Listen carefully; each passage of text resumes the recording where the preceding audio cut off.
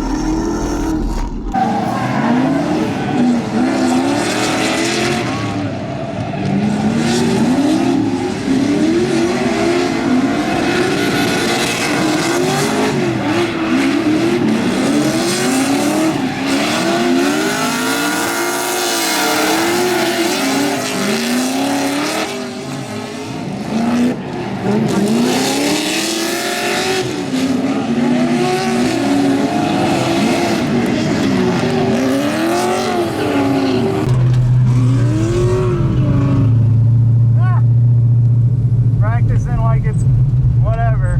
My foot, dude, I've slipped off the clutch like 3 times. In the touch and go, or no, some turn, my foot slipped off the clutch and I was on the handbrake and I was like, oh God! It worked out, but it was sketchy. I can lead. I'll lead.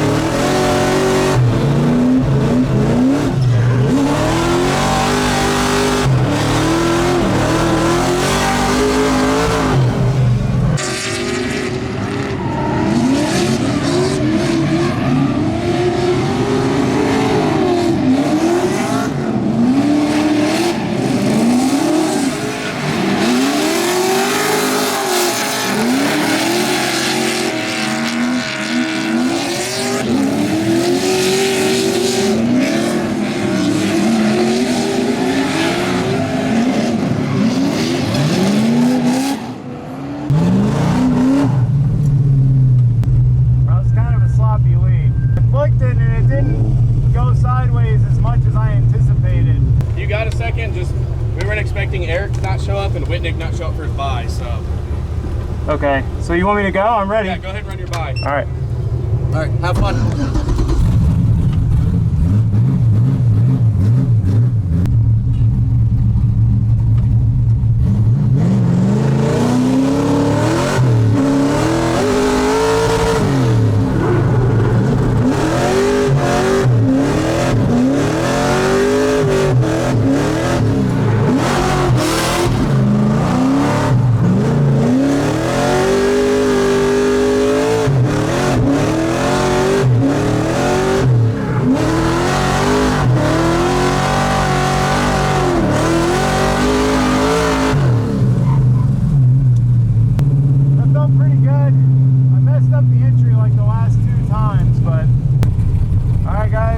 Top 32 battle, LS S14. Have fun. Thank you.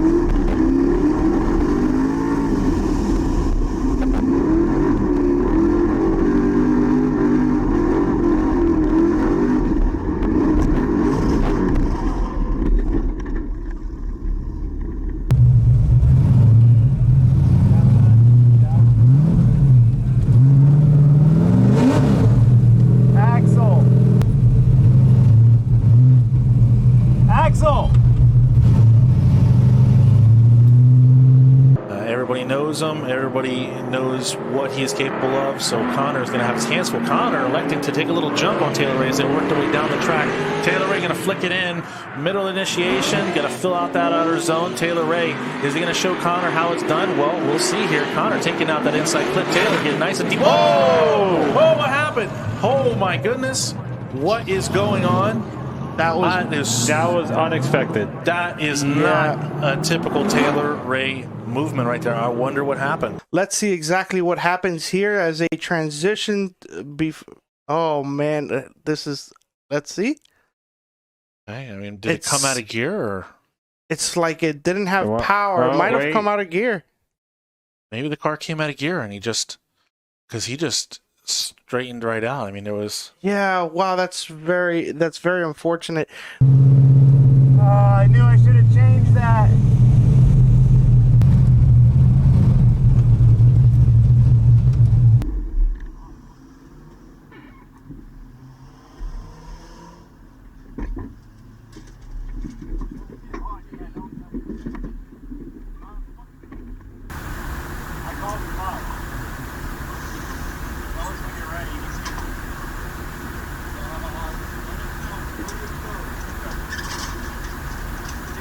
All right, so basically how competition drifting works, most of them, you have a 5-minute timeout that you can only use once during competition, whether that's qualifying, whether that's top 64, 32, doesn't matter.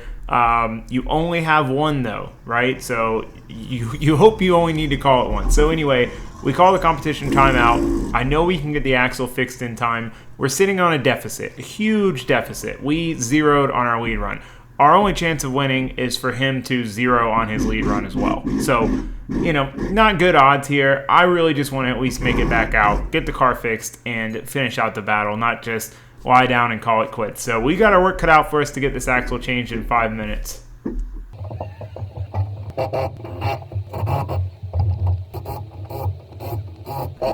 But we got it done, and not only did we manage to get it done, I got in the car and I asked, how much time do we have left? Because, generally you have to be back in the car with the car running. At least that's FD rules. I don't know how it works here. I didn't want to take any chances.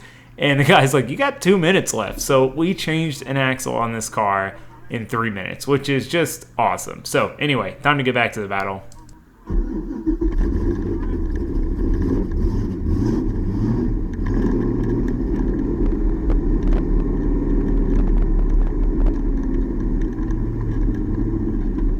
Alright, well that was 100% my fault. I should have changed that axle. I'm such an idiot, dude, because that joint was, it broke in a different spot though, so I don't. Broke inside. Yeah, the outside joint was the one losing grease. Because that's the one that broke last time and was acting up because it filled the wheel up. Yeah. It broke inside this time. Yeah. Yeah, so that was my fault, that axle. The boot wasn't tight enough. I ran it the last clutch kickers round because we broke one all of the fun day and it lost all the grease. The end was kind of gritty. That's not the side that broke, but I should have changed that axle either way. I just didn't want to put the old one back in because, dang, you guys are really dirty. I can't help you right now. I'll have to clean you after. I didn't want to put the old one back in because it's got 3 years on that shaft. Buddy? What? Did you get it fixed? Yeah, ready to go. Axle broke. Shit. Have fun, let her rip. Thank you. All right, guys, wish me luck.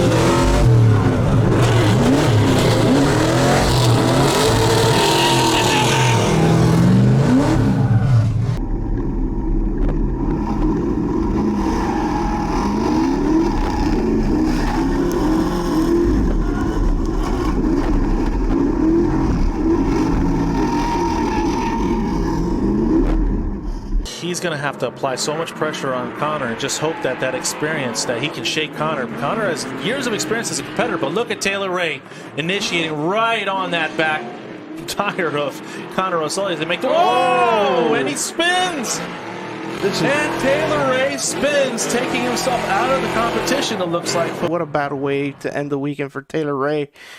Somebody that was actually in the championship hunt, even with a bad start to the season, but just, wow. What happened? There is really something weird going on with that little Miata. This is very uncharacteristic.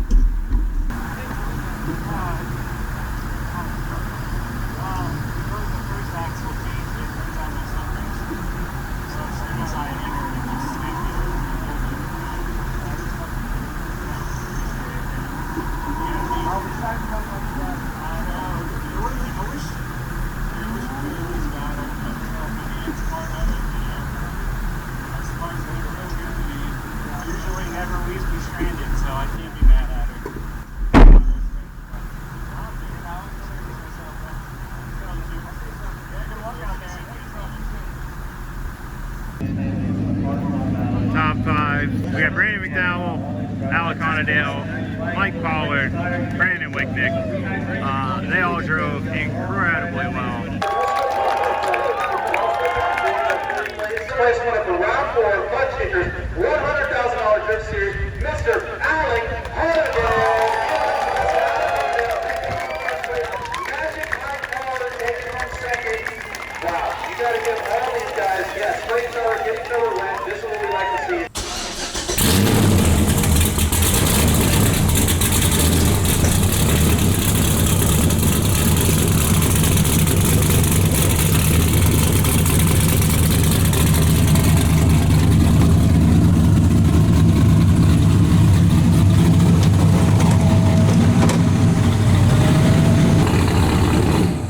All right, well, we made it back home with the LS Miata. Got her back in the garage. Just kind of shoved in here for now until we get the parts to fix it because she is a little broken. So, yeah, definitely an absolute bummer to go out, especially in top 32, without even getting a battle under our belt. The first battle is always the hardest part. It would have been nice to at least get through a battle, you know, and kind of get that first round monkey off the back kind of thing. Because once you're moving and grooving, man, like I think way less going into the final battle than the first battle. That's at least that's the way it is for me. So sucks to go out midway through. Now we got to wait freaking 2 months to get to that point again of going into the first battle. But you know, it is what it is. That's how it is sometimes. I'm super proud of the team. And the fact that we were able to get that axle changed in freaking 3 minutes. Like, that was awesome. That was the first time we were ever tested like that. You know, I had to do a 5-minute call, middle of comp, and the fact that we were able to get it done with time to spare was a victory in and of itself for me. You know, that was really cool. So, basically what happened was neither axle really broke. The subframe is what broke. So, the subframe literally broke in half. And that caused the suspension to kind of be able to do whatever it wants, and it was basically just pulling apart under load and just pulling the axle out. Now, the other cup did get broken, but that was just from the axle spinning around in there going ham and beating up the inner CV cup. So if you watch my driver's side rear wheel here, you can see just how broken this is. Watch how far it's tucking forward. The rim is almost behind the quarter panel in the front, and you can watch as I come in here. Everything looks okay. I get on throttle, watch as the car squats down and the wheel moves forward. That's the suspension pulling forward and just yanking the axle out of the socket, basically. And we spin. Because I just let off the gas. As soon as it, boom, went the rev limiter, I was like, well, it's over. And when you let off like that, you need that forward grip to dig out of the corner, which we did not have. So the good news is we don't have some crazy axle braking problem. We just broke a subframe. It's one of those things we found the limit of a stock Miata subframe. We're pushing these cars really hard. I mean, we're running semi-slick tires with freaking no air in them and 500 horsepower and pushing these things round after round after round. And we're on kind of uncharted territories doing this, competing at this level with the Miata season after season. And it's one of those things, like you're gonna find failures, you're gonna find weak links, and you're gonna have to fix them and redesign them. That being said, it was definitely a bit of an eye-opener that I think it's gonna be time to build a new comp car. I mean, I've been wanting to, I've been thinking about it, I've been leaning towards it. But this was kind of the push off the cliff I think I needed to say, all right, it's time. We've kind of outgrown this chassis. Now, we could make this chassis work long term. I'm not saying that we couldn't. I definitely believe in this chassis, but this car has been built for 3 years. It's definitely seen 1,000 laps, maybe 2,000 laps. A lot of those being competition, you know, running it hard. So before next season, I would really have to completely strip this car down to a bare shell and replace any and everything that had a decent bit of wear on it and essentially rebuild it from the ground up. And, you know, if we're gonna do that, we might as well build a new car that has a little bit more headroom, a little more capability, that we're not capped out on power and grip like we are with this car. I mean, this car, we're using every ounce of power, every last horsepower we have, and we're using every last bit of grip we have when we need it, when we're going against the fast guys. And again, it holds its own, but it would be nice to have a little more power on tap if we need it, a little more grip on tap if we need it. And it'll be fun to build a new car from the ground up and be able to kind of take this as a good learning experience and implement stuff. But all of that being said, the LS Miata's not getting off that easy.